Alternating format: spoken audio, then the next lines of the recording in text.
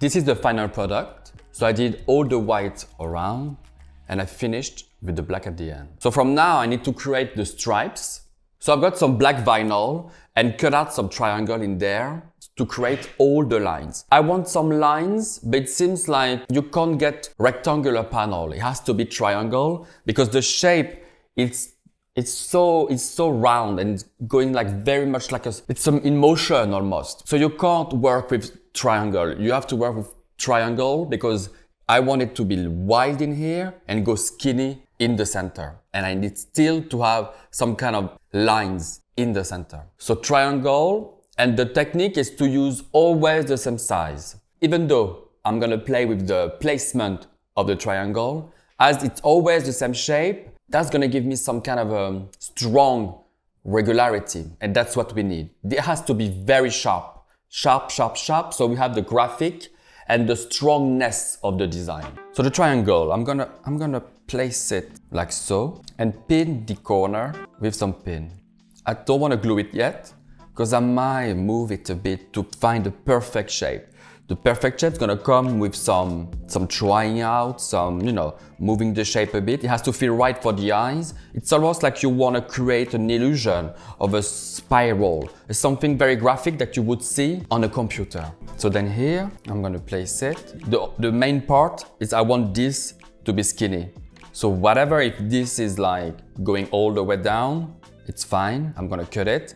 I need this to give me the strong design. So here the main part to give it like the strong graphic is to keep the same size everywhere. So this is like this, so I need to match it. So it's looking kind of the same and I continue, okay? Then I'm gonna take a smaller triangle to kind of give me a transition because I want here to have some perfect line, no more triangles. I need to create a transition. So I need to go from the big triangle to skinnier, skinnier, skinnier to the straight line. There's no kind of rules. It's all coming through your eyes. It has to look right in your eyes. It has to look pleasing.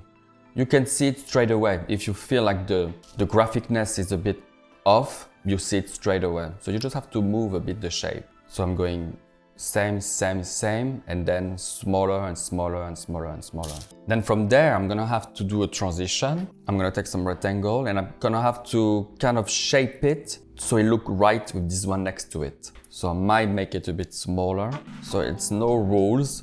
You just have to be right with your eyes. That's kind of okay. Then I'm using some super glue. Be very careful with super glue. One drop here, one drop there. Place it where I want. Wrap it around. Magic. One more. This one seems quite nice. Wrap it around. I'm gonna do that until here, the same here, and do the other side. The shape is finished and it's giving me exactly what I wanted. Some kind of a Tim Burton-ish graphicness, Garrett Pug, very strong. And you can see it's just pleasing for the eyes. It's just like, so that's gonna match very well the shape over here. That's what we're looking for, right?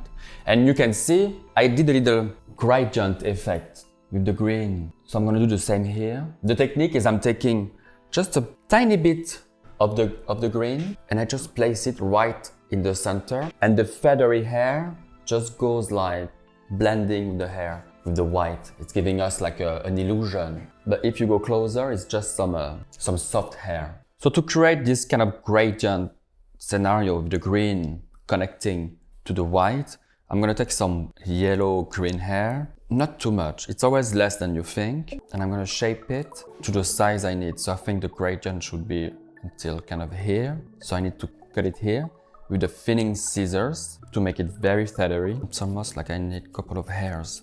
That's still too long. The skinnier you can get it, the nicer you're gonna get the transition with the white. That might do. And then from here, I'm gonna take my bottle of glue. It's a regular glue, crafty glue, not gel.